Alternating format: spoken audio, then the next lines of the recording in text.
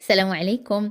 باقي حيرة شنو توجدي حلوى العيد. هاد الحلوى هي احسن اختيار واحسن خيار، ساهله مهله وكتجي لذيذه بزاف، هشه وكتذوب في الفم.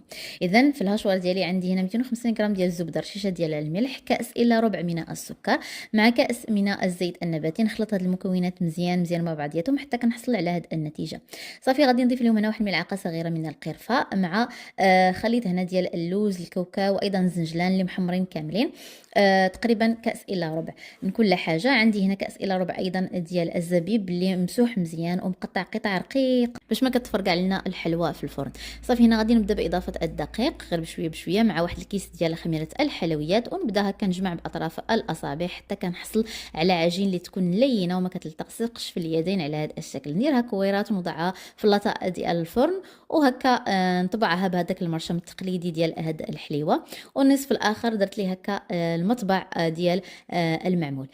صافي كندخلها الفرن يكون مسخن من قبل على درجه حراره 240 من الاسفل حتى كطيب وتحمر، عاد كنطلعها الفوق باش تاخذ داك اللون الذهبي. صافي وغادي نخليها حتى كتبرد مزيان مزيان. ما نديروهاش في السكر ثقيل وهي باقا سخونه باش ما هكا يذوب فوق منها.